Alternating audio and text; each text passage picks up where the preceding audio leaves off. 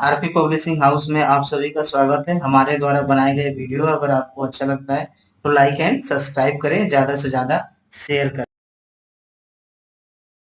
Hello friends, आज मैं आप सभी को United Nations convention on the rights of person with disability act UNCRPD act के बारे में जानकारी साझा करूंगा। इस अधिनियम के बारे में जानकारी होना हम समस्त के लिए महत्वपूर्ण एवं उपयोगी है। इस अधिनियम में कुल 50 धारा है। इस वीडियो के माध्यम से मैं आप सभी को 50 धारा के बारे में बताऊंगा। तो आइए हम देखते हैं यूएनसीआरपीडी एक्ट क्या है। तो यूएनसीआरपीडी एक्ट संयुक्त राष्ट्र समझौता है और इसे हम दिव्यांगता समझौता के नाम से भी जानते हैं। दिव्यांग लोगों के मानवाधिकार के बारे में यह अधिनियम जो है बनाया गया है। मानवाधिकार क्या है? तो मानवाधिकार संबंधित बुनियादी अधिकार और स्वतंत्रताएं निष्पक्ष एवं समान रूप से तथा सम्मान और प्रतिष्ठा के साथ बर्ताव किया जाना जो है मानवाधिकार है। मानवाधिकार ये भी दर्शाते हैं कि सरकार को लोगों के साथ किस प्रकार पेश आना चाहिए। ऐसे अधिकार सुनिश्चित करते हैं कि सभी लोग सुरक्षित रहें और चोट आदि से उनकी सुरक्षा की जा सके, साथ ही साथ अपने खुद के निर्णय ले सके, अच्छा जीवन जी सके, अपने समुदाय व समाज में शामिल हो सके। यह जो है मानवाधिकार है जो हमें प्राप्त है। अगर हम दिव्यांगता समझौता देखें तो दिव्यांगता समझौता क्या है? तो दिव्यांगता समझौता ये है कि हम सभी को जो मानवाधिकार मिला है वो मानवाधिकार अगर हम देखें तो पूरे विश्व में जो दिव्यांग हैं उन दिव्यांगों तक उनके जो मानवाधिकार है वो मानवाधिकार वो नहीं मिल पा रहा है, नहीं पहुंच पा रहा है, उन्हें नहीं प्राप्त हो पा रहा है। तो ये जो डिसेबिलिटी कन्वेंशन है, ये डिसेबिलिटी कन्वेंशन जो दिव्यांग हैं उन दिव्यांगों के मानवाधिकार को प्राप्त कराने, उन तक पहुंचाने के लिए जो है इस अधिनियम को बनाया गया था। ये दिव्यांगता समझौता जो है विश्वव्यापी रूप में किया गया था। ठीक, तो यह जो है दिव्यांग लोगों के मानवाधिकार को क्या करता है? स्पष्ट करता है। जैसा कि अभी मैंने आपको बताया, यह जो है आपका दिव्यांगता जो समझौता है यह किसी प्रकार के नया मानवाधिकार को नहीं देता है, क्योंकि जो एक सामान्य मनुष्य को जो मानवाधिकार है वही मानवाधिकार इनको भी विश्वव्यापी रूप में प्राप्त करने के लिए या उनको वहाँ उनके तक पहुँचाने के लिए यह सुनिश्चित करता है। ठीक, तो इस प्रकार से जो है अब ये भी बताता है कि यह सरकारों को बताता है कि बाधाओं को किस प्रकार दूर किया जाना चाहिए और किस प्रकार यह सुनिश्चित करना चाहिए कि दिव्यांग लोगों को उनके अधिकार तक पहुंच प्राप्त हो। तो ये जो है जो विभिन्न प्रकार के जो आपके विभिन्न जो कंट्री के जो सरकारें हैं उन सरकारों को भी ये सारी चीज़ें ये बताता है। ठीक, संयुक्त राष्ट्र संघ की सभा ने दिसंबर 2006 में दिव्यांगता समझौते को अपनाया था। इसका उद्देश्य सभी दिव्यांग लोगों के लिए समान अधिकार, स्वतंत्रता को बढ़ावा देना, उनकी सुरक्षा सुनिश्चित करना और दिव्यांग लोगों के जो आपकी प्रतिष्ठा सम्मान है उसको जो है प्रचार करना। यह जो है दिव्यांगता समझौता में इस प्रकार की चीज़ें जो है बताया गया है, अपनाया गया है।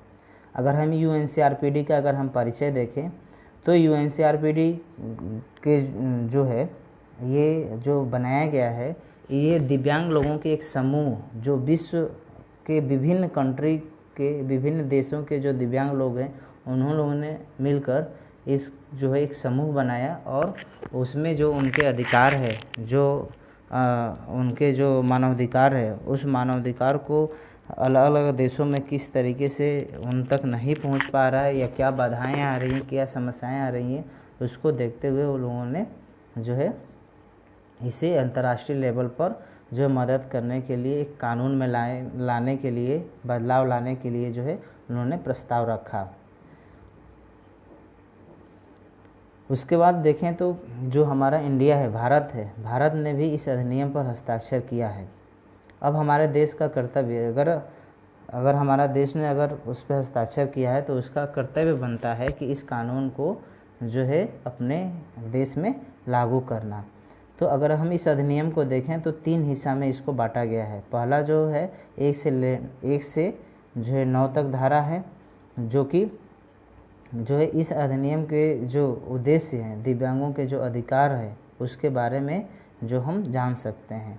जो अधिनियम का उद्देश्य है और दिव्यांगों के जो अधिकार है उसके बारे में यहाँ पर जो है यह 1 से 9 तक बताया गया है, और यह दिव्यांगों के अधिकारों को बहुत ही जो है मजबूती जो है प्रदान करता है।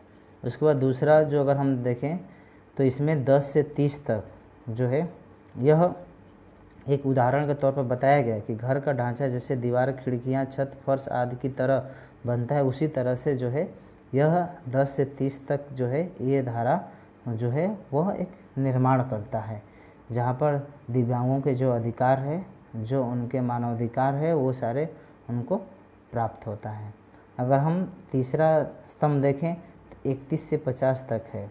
जिस तरीके से अगर किसी स्ट्रक्चर के लिए जो उसमें सीमेंट की ज़रूरत पड़ती है, जो है सीमेंट जो है उसको क्या करता है, मजबूत प्रदान करता है और उसको जो एक सही रूप में स्थापित करता है, टिकाऊ बनाता है। उसी प्रकार से जो है आपके 31 से जो 50 तक के जो धाराएं हैं वो एक दिव्यांगों के जो मानवाधिकार है, जो उनके अधिकार है, जो उनके सम्मान है, उनको जो है एक मजबूती और उनको एक स्तंभ देने का कार्य करता है। अगर हम धारा फर्स्ट देखें तो इसमें सबसे पहले धारा जो दिया है वो दिया है पर्पज, उद्देश्य। तो इसमें कह रहा है दिव्यांग व्यक्तियों के मानवाधिकारों और मूलभूत स्वतंत्रता को बढ़ावा मिले और उनका पूरा जो है आनंद उठा सके। मतलब कि जो भी एक जो दिव्यांगों के जो मानवाधिकार है वो मानवाधिकार उनको प्राप्त हो, जो उनके जो फ्रीडम है, जो स्वतंत्रता है, वो उनको स्वतंत्रता को जो बढ़ावा मिले, जिससे कि वो पूरे एक सामान्य मनुष्य जिस तरीके से अपना जीवन जीता है उस तरह से वो भी अपना जीवन जी सके। अगर हम अगला देखें तो इनकी प्रतिष्ठा का जो है सम्मान हो, क्योंकि अभी भी जो है अगर देखा जाए तो हम दिव्यांगों के साथ बहुत ही भेदभाव और उनके साथ जो है अनैतिक व्यवहार हुआ करता था। तो जो है समाज में उनको जो है अलग तरीके से देखा जाता था। तो उनकी जो है प्रतिष्ठा और उनको सम्मान मिले, यह जो है धारा फर्स्ट में ऐसा कहा गया है। इसके साथ साथ जो दिव्यांगता शारीरिक, मनोसामाजिक व बौद्धिक को भी हो सकता है। समाज के बाधा और दिव्यांगता की वजह से दिव्यांग व्यक्ति अपने अधिकार की पूरी तरह से नहीं प्राप्त कर पाते हैं। इस स्थिति में दिव्यांगता कहा जाता है। तो यहाँ दिव्यांगता को बताया है कि किस स्थिति में जो है वो दिव्यांग जो कहा गया है और किस तरीके से वो अपने अधिकार को प्राप्त नहीं कर पाते हैं। तो ये सारी चीज़ें यहाँ पर आपका बताया गया है। उसके बाद हम धारा 2 देखें तो इसमें डेफिनेशन बताया गया है। तो सबसे पहला दिया है संवाद का अर्थ, संवाद का साधन है। जैसे अगर हम देखें तो यहाँ पर सांकेतिक भाषा, बोलचाल की भाषा, लिखित भाषा, ब्रेल, स्पर्श, उसके बाद लिखे व छपे अक्षर, ध्वनि, सरल आदि जो है दिव्यांग लोग जो है बातचीत कर सके, इस प्रकार से जो है उससे संवाद का साधन बताया गया है। भाषा में भी यहाँ पर बताया गया है कि जो अलग अलग प्रकार के दिव्यांग लोग हैं उनको किस तरीके से जो है भाषाएं जो है बोली या उन्हें दिए जाने चाहिए। उसके बाद अगर हम दिव्यांगता के आधार पर भेदभाव देखें तो जब लोगों को उनकी दिव्यांगता के कारण किसी चीज़ को करने से बाहर रखा जाता है, शामिल नहीं किया जाता है या रोका जाता है, वह जीवन के सभी क्षेत्रों में हो सकता है, तो उसे हम दिव्यांगता के आधार पर भेदभाव कह सकते हैं। मतलब कि जैसे कि जो सोसाइटी में उनको हम जो है स्थापित नहीं करते हैं या उनको अपॉर्चुनिटी नहीं देते हैं या अगर हम किसी तरीके से उनको रोकते हैं, तो ये सारी चीज़ें जो है ये एक दिव्यांगता का भेदभाव जो है बताया गया। इसको हम दिव्यांगता के भेदभाव के रूप में हम देखेंगे। उसके बाद रीजनेबल अकोमोडेशन अगर हम का अर्थ देखें तो यहाँ कह रहा है कि किसी दिव्यांग व्यक्ति को अपने अधिकारों का पूरा उपयोग करने के लिए कुछ बदलाव की ज़रूरत पड़ती है। ठीक उदाहरण के लिए देखें मतलब कि हमें उसके जो भी संसाधन है, जो उपकरण है, जो उसके लिए चीज़ें हैं, वहाँ पर हमें रीजनेबल अकोमोडेशन हमें करना है। जैसे उदाहरण के तौर पर आप देख सकते हैं कि जो दिव्यांग बच्चे हैं, जैसे आपका विजुअल इम्पेयरमेंट है, तो उसके लिए ब्रेल कंप्यूटर जो है, स्क्रीन पढ़ने के सॉफ्टवेयर, सांकेतिक भाषा, ये सभी जो है इस प्रकार के बदलाव किए जा सकते हैं। अगर हम यूनिवर्सल डिज़ाइन की बातें करें तो यूनिवर्सल डिज़ाइन के लिए भी यहाँ पर कह रहा है कि ऐसी चीज़ें बनाई जाए जिससे कि सभी लोग शामिल हो सकें। इस अधिकार को पाने के लिए अगर किसी दिव्यांग व्यक्ति को कोई विशेष ज़रूरत हो तो उन्हें उपयोग में लाया जाए। जैसे कार्यक्रम तैयार किए जाएं और स्थानों में बदलाव किए जाएं, उनका प्रयोग सभी लोगों द्वारा किए जाए। जैसे कि अभी हम आप देख रहे हैं कि यूनिवर्सल डिज़ाइन पे भी बहुत बड़ा कंट्री में काम किया जा रहा है। बहुत सारे जो है आपके रेलवे स्टेशन, बस स्टैंड, आपके जो पब्लिक प्लेस है वहाँ पर जो है इस प्रकार से जो है भवनों का निर्माण किया जा रहा है। जो आपके बसें हैं इस प्रकार से किया जा रहा है कि वो एक दिव्यांग बच्चे भी उसका प्रयोग कर सकें, उनको उस चीज़ों का प्रयोग करने में किसी प्रकार का बाधा ना हो। तो ये चीज़ें हैं। आपका ये धारा 2 कहता है। अगर हम धारा 3 देखें तो सामान्य सिद्धांत, जनरल प्रिंसिपल देखें तो प्रतिष्ठा का सम्मान, अपने निर्णय लेने स्वतंत्रता और व्यक्ति की स्वतंत्रता, ये भी जो है एक जनरल प्रिंसिपल्स के अंतर्गत रखा गया है। भेदभाव न करना, ये भी जो है, क्योंकि डिसेबल लोगों के साथ इस प्रकार के समाज में होता है कि हम उनके साथ भेदभाव करते हैं, उनकी प्रतिष्ठा को ठेस पहुंचाते हैं, उनको हम सम्मान नहीं देते हैं। ठीक, तो ये सारी चीज़ें हैं। समाज में समावेशन और पूर्ण व प्रभावी भागीदारी भी हमें सुनिश्चित करना पड़ेगा। उनके जो है मनुष्य, जो भी व्यक्ति, जो दिव्यांग बच्चे हैं, जो एक मनुष्य जाति के अंग हैं, ये हमें स्वीकार करना पड़ेगा और हमें उनसे जो है अतः उनकी विभिन्नता का हमें सम्मान करना होगा। ठीक, समान अवसर का अधिकार हमें देना पड़ेगा। जो सुगमता, एक्सेसिबिलिटी भी हमें रखनी पड़ेगी। महिलाओं और पुरुषों में भी समानता रखना पड़ेगा। बच्चों की उभरती प्रतिभा का सम्मान, बच्चों की पहचान को सुरक्षित रखने का भी अधिकार करना पड़ेगा। तो ये सारी चीज़ें हैं जो है अधिनियम के अंतर्गत जो बताया गया। और ये अधिनियम इतना एक यूनिवर्सल तरीके से बनाया गया है, इतना सार्वभौमिक कर दिया गया है कि एक जो दिव्यांग बच्चे व्यक्ति हैं या बालक हैं, उनके किसी भी अधिकार से वंचित जो है यहाँ पर नहीं किया गया है। इस अधिनियम में आप जैसे जैसे देखते जाएंगे तो सारे उनके अधिकार, जो एक सामान्य व्यक्तियों को, मनुष्य को जो अधिकार है, वो सारे अधिकार जो है इसमें प्राप्त हैं। कुछ अधिनियम जैसे अभी आपका जो है PWD एक्ट अधिनियम था, उसमें बहुत सारी चीज़ें जो है छूट गई थी, लेकिन ये UNCRPD एक्ट में सारे जो है उनके अधिकारों को जो है समाहित किया गया है। और जो आपका RPWD एक्ट अधिनियम है वो UNCRPD का ही एक आधार है, जो है हमें RPWD एक्ट बनाना पड़ा, क्योंकि भारत ने इस अधिनियम पर हस्ताक्षर किया हुआ था। तो इसमें बहुत सारे जो एक दिव्यांगों के अधिकार की बातें की गई हैं, वो अधिकार अभी तक हमारे देश में अभी दिव्यांगों को नहीं प्राप्त था। तो ये एक जो है दिव्यांगों के जो आपके अधिनियम था उसमें बदलाव की ज़रूरत थी, और इसीलिए सरकार के द्वारा जो है RPWD एक्ट 2016 में जो है जो तैयार किया गया, बनाया गया। अगर हम आपका चौथा धारा देखें, सामान्य दायित्व की अगर हम बातें करें तो मानव अधिकारों की पूरी तरह लागू करने के लिए सरकारों को निम्न कार्रवाई करनी होगी। कौन कौन सी कार्रवाई करनी है? तो एक तो कन्वेंशन के अधिकारों को लागू करने के लिए कानून और प्रशासन को साथ में लेना होगा। जो अभी मैं आपको बात कर रहा था कि इनके लिए भी जो भी कानून है, उन कानून को हमें क्या करना, बनाना पड़ेगा, लागू करना पड़ेगा, और जो भी प्रशासन है उस प्रशासन को भी साथ में लेना होगा। अगर हम इसमें और भी चीज़ें देखना चाहें, आगे जो है आपका धारा जो है 5 है, तो इसमें दिया है समानता और भेदभाव न करना। ठीक, तो इसमें अगर हम सबसे पहले अगर दिव्यांग व्यक्तियों के अधिकार देखें तो कानून के आगे समानता। ठीक, अगर हम देखें तो यहाँ पर कह रहे हैं दिव्यांग व्यक्तियों के कानून के अनुसार समान सुरक्षा और समान जो है लाभ की जो है अधिकारी हैं। मतलब कि उन्हें जो है समान सुरक्षा और समान जो लाभ उनको भी मिलना चाहिए जो एक सामान्य व्यक्तियों को मिलता है। तो अब इसके संदर्भ में सरकार की क्या जिम्मेवारी है, तो दिव्यांगता के आधार पर किए जाने वाले भेदभाव को क्या करना होगा कि रोकना होगा। ठीक, यदि किसी व्यक्ति को किसी बदलाव की ज़रूरत पड़े तो वह उपलब्ध कराने के लिए भी ज़रूरी कदम सरकार को उठाना होगा।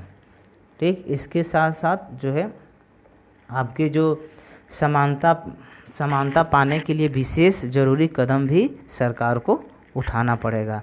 इसके साथ उन कानूनों में बदलाव लाना होगा जो कन्वेंशन के अनुसार नहीं है। मतलब कि जो भी हमारे देश में जो अधिनियम है उन अधिनियमों में हमें बदलाव करना पड़ेगा जो इस कन्वेंशन के अनुरूप नहीं है। सभी सरकारी नीतियों में दिव्यांग लोगों के अधिकारों को जो आगे लाना होगा, ये भी हमें सुनिश्चित करना पड़ेगा। ठीक, बहुत सारी चीज़ें जो है मैं आपको इस वीडियो में नहीं दिखा पा रहा हूँ क्योंकि यह अधिनियम बहुत बड़ा है, लेकिन मैं फिर भी आप लोगों को कुछ समराइज करके बता दे रहा हूँ। अगर आपको इसके बारे में पूर्ण जानकारी प्राप्त करना है तो आरपी पब्लिशिंग हाउस द्वारा दिव्यांगता का परिचय नामक पुस्तक का प्रकाशन किया गया है। आप उस पुस्तक को प्राप्त करके जो है आप यूएनसीआरपीडी के बारे में विस्तृत जानकारी प्राप्त कर सकते हैं। तो इस तरीके से है। अभी इसमें और भी चीज़ें हैं। जो लोग दिव्यांग व्यक्तियों के साथ काम कर रहे हैं उन्हें प्रशिक्षण देना भी हमें जो है करना पड़ेगा इस अधिनियम के तहत। अगर हम उनको समानता और भेदभाव का अगर हम अधिकार दिलाना चाहते हैं तो आर्थिक, सामाजिक, सांस्कृतिक अधिकारों की पूरी जो है प्रस्तुति के लिए भी कदम उठाना पड़ेगा कि जो भी दिव्यांगों के जो आर्थिक और सामाजिक, सांस्कृतिक जो अधिकार है उनको वो सारे अधिकार मिल पाए।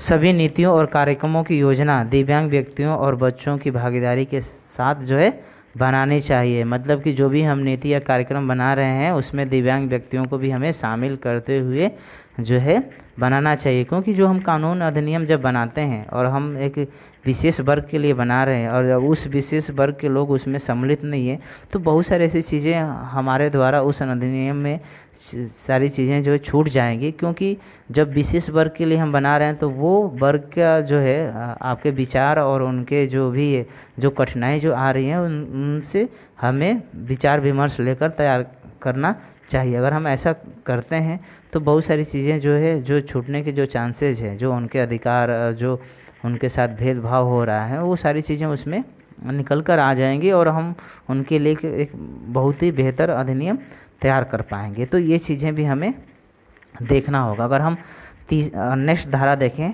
धारा जो है आपका 6 है दिव्यांग महिलाएं।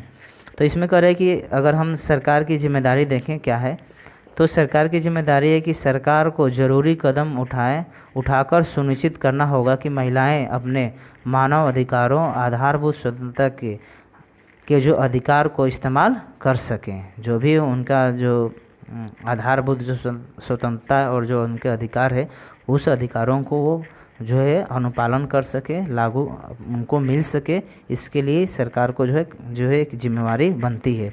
सरकार को ज़रूरी कदम उठाकर ये सुनिश्चित करना होगा कि महिलाओं का विकास, उन्नति व सशक्तिकरण हो ताकि वह अपने मूलभूत मानव अधिकारों को इस्तेमाल कर सकें। तो ये चीज़ें, और आज हम देख भी रहे हैं कि वुमेन जो आपका सशक्तिकरण के लिए, महिला सशक्तिकरण के लिए सरकार बहुत काफ़ी आगे भी आ गई है और विभिन्न प्रकार के उनके लिए सशक्तिकरण के लिए जो है नियम कानून भी सरकार के द्वारा तैयार किया जा रहा है। तो ये जो है ज़रूरी है कि इस प्रकार से जो है सरकार के द्वारा जो है जिम्मेदारी बनती है कि वो करें। नेक्स्ट धारा अगर हम देखें, जागरूकता फैलाना, तो जागरूकता फैलाने में समाज के स्तर पर जागरूकता फैलाना होगा। जो भी अभी क्योंकि हमारे समाज में दिव्यांगों के प्रति बहुत ही जो है गलत धारणा है, उनको समाज में अभी भी समान अधिकार और उनको जो है उनका जो आवश्यकता है और जो उनकी अधिकार है उसको नहीं अभी जो है दिया जा रहा है या समाज के द्वारा स्वीकार नहीं किया जा रहा है। तो ये ज़रूरी है।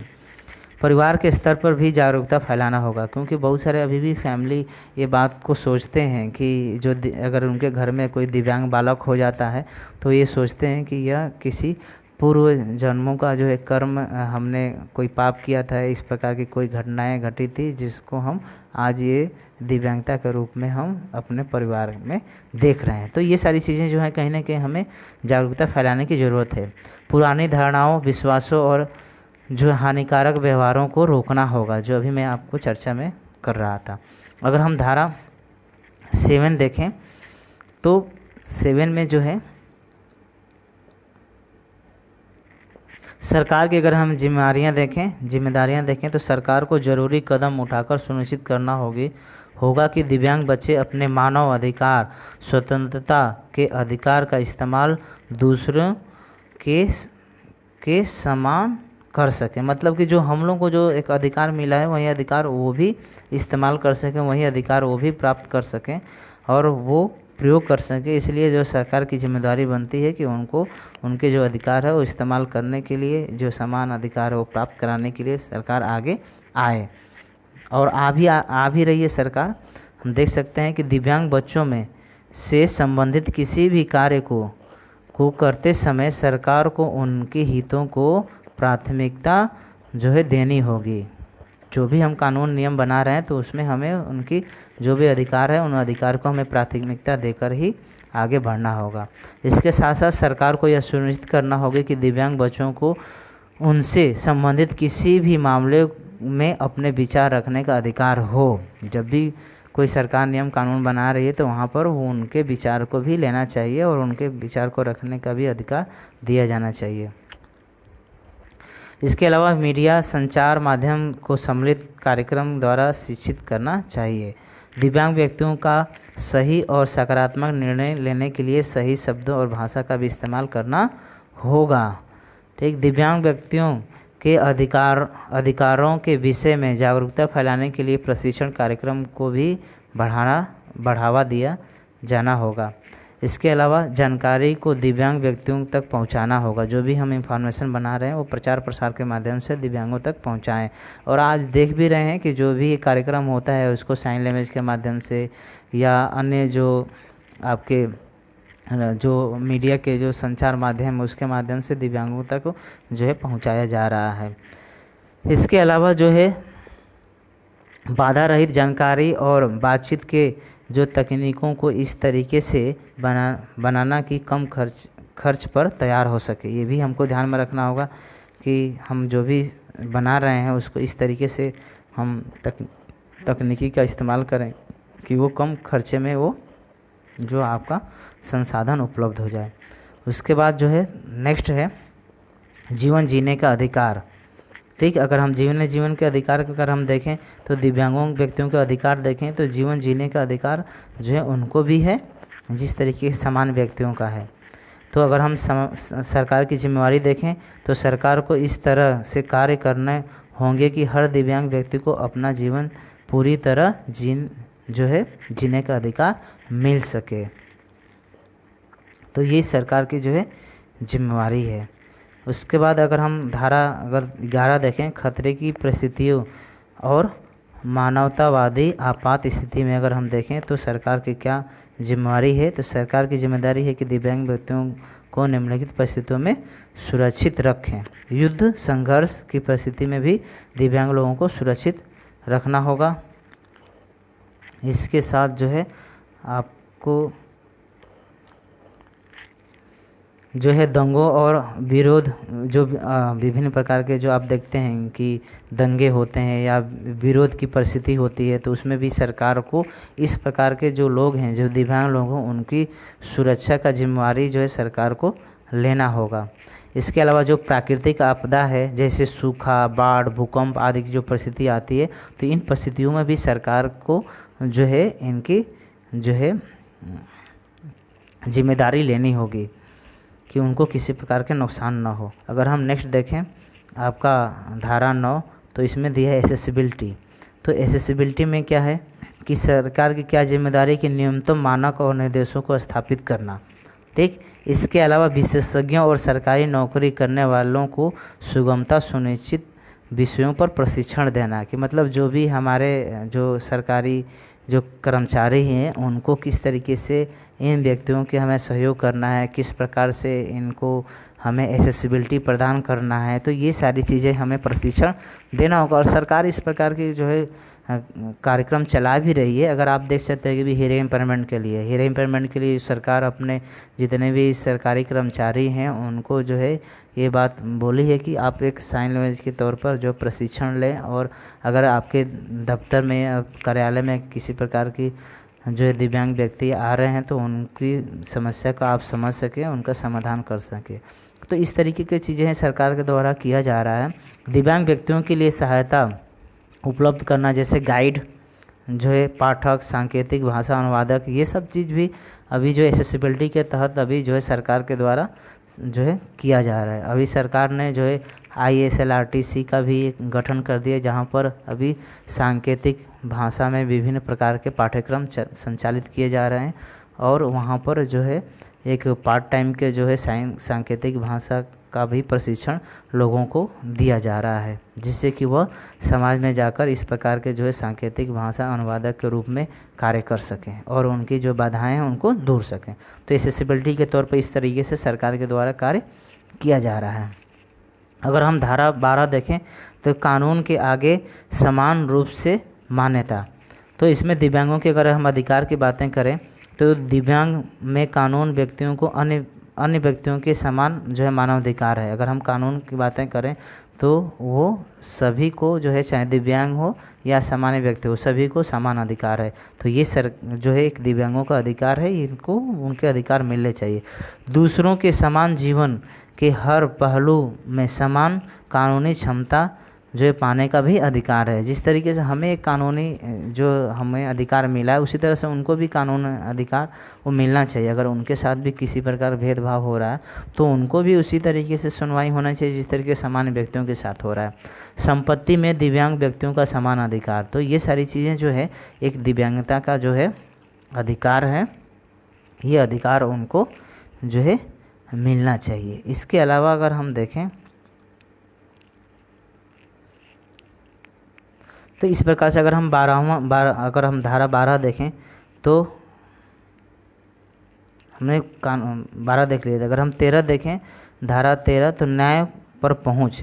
अगर हम दिव्यांगों के अधिकार की बातें करें तो न्याय संबंधित हर कार्यवाही में दिव्यांग व्यक्ति को शामिल होने का अधिकार है।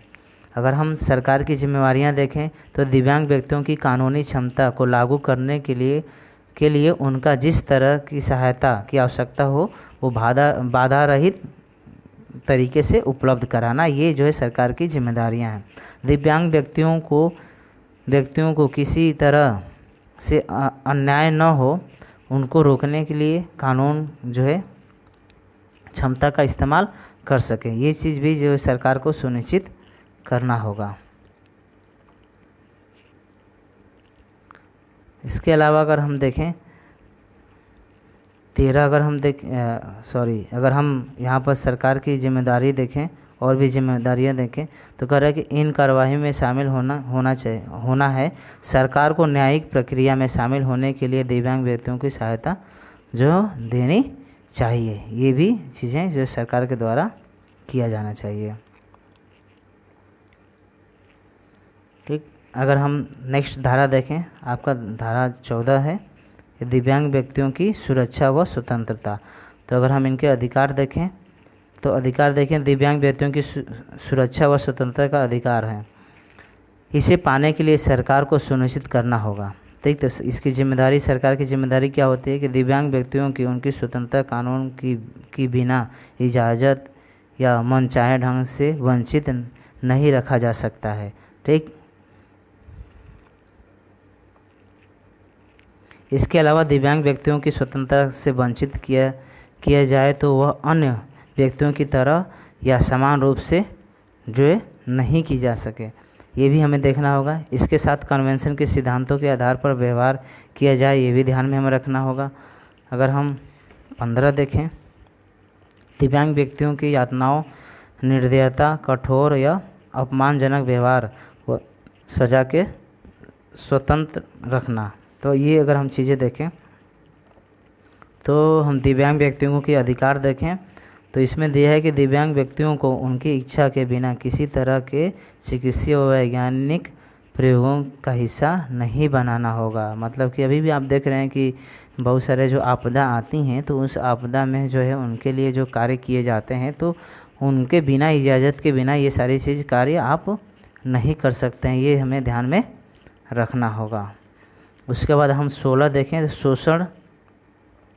शोषण, निरादर और व्यवहार में स्वतंत्रता। तो इसमें जो है दिव्यांगों के अगर हम अधिकार की बातें करें तो दिव्यांग व्यक्तियों के पास ये अधिकार हैं कि वह शोषण, निरादर और जो है दुर्व्यवहार से स्वतंत्र हैं। ये भी है कि उन्हें किसी प्रकार का इस प्रकार का आप शोषण या उनके साथ निरादर व्यवहार नहीं कर सकते हैं। अगर सरकार की जिम्मेवारी क्या बनती है कि सरकार जो है को अनिवार्य रूप से दिव्यांग व्यक्तियों की हर तरह शोषण, निरादर, दुर्व्यवहार, सुरक्षा दी जानी चाहिए, विशेषतर घर व बाहर। ठीक, इन परिस्थितियों में जो है उनके साथ जो है हमें ये सारी चीज़ों को सुनिश्चित करना होगा। इसके लिए हमें कानून, प्रशासनिक, सामाजिक, शैक्षिक स्तर पर भी कदम उठाना होगा। इसके अलावा कानून और नीतियों का भी अनिवार्य रूप से सुनिश्चित करना होगा ताकि शोषण, निरादर और दुर्व्यवहार संबंधी मामलों को जल्द से जल्द पहचान कर उन्हें जांच पड़ताल किया जा सके। ये भी सरकार को सुनिश्चित करना होगा। सारे उपाय व नीतियाँ विशेषतः महिलाओं और बच्चों के लिए भी संवेदनशील जो हमें सरकार को बनाना पड़ेगा। तो ये सरकार के द्वारा जो है ये जिम्मेदारियाँ होती हैं। अगर हम धारा 17 देखें, व्यक्तियों की जो है प्रतिष्ठा की सुरक्षा, तो इसमें जो है आपका इसमें हर व्यक्तियों को ये अधिकार है कि उनकी मानसिक व शारीरिक परिस्थिति का सम्मान हो। ये सभी को अधिकार है, चाहे सामान्य हो चाहे दिव्यांग हो। तो ये जो है सरकार को ये चीज़ को देखना पड़ेगा। इस अधिनियम में इस प्रकार की बात कही गई है। अगर हम धारा 19 देखें तो स्वतंत्रता से रहने और समुदाय में सम्मिलित होना भी ये दिव्यांगों का जो है अधिकार है। तो अगर यहाँ पर हम देखें तो कहीं भी जाने की आज़ादी जो है उनको होना चाहिए, उनका अधिकार है। समुदाय में रहने का भी अधिकार है, हम किसी प्रकार को उन्हें। इसके अलावा अपने रहने के स्थान को चुनने का भी उनका अधिकार है। आर्थिक विकास और अवसरों को पाने का भी अधिकार है, उसमें हमें किसी प्रकार का वंचित नहीं कर सकते हैं। अब सरकार की जिम्मेदारी क्या है कि दिव्यांग व्यक्तियों को ठीक है संस्थानों में न रहना पड़े, ये भी हमें जो देखना पड़ेगा। ठीक, इसके अलावा सरकार की और भी जिम्मेदारी यह सुनिश्चित करना होगा कि दिव्यांग व्यक्तियों को उनकी राष्ट्रीयता से वंचित नहीं रखना चाहिए, ठीक है, नहीं रखा जाए। ये सारी चीज़ें जो है सरकार को देखना होगा। अगर हम धारा 18 देखें, कहीं भी जाने की स्वतंत्रता और राष्ट्रीयता का भी जो है उनको अधिकार है। अब दिव्यांगता का अधिकार देखें तो दिव्यांग लोगों के अधिकार देखें तो कहीं भी आने जाने का अधिकार है, कहीं भी रहने का उन्हें जो है स्थान चुनने का अधिकार है, राष्ट्रीयता का भी अधिकार है। तो ये सारी चीज़ें उनको ये सारी चीज़ मिला हुआ है। इसके अलावा अगर हम देखें दिव्यांग बच्चों के जन्म से नाम व पहचान का भी अधिकार है, किसी भी राष्ट्रीयता को अपनाने का भी अधिकार है, अपने अभिभावकों को जानने व उनके देखभाल पाने का भी अधिकार है, सामुदायिक सेवाएं उनकी ज़रूरतों को पूरी करने वाली हों व उन्हें आसानी से उपलब्ध हों, ये भी उनका अधिकार है।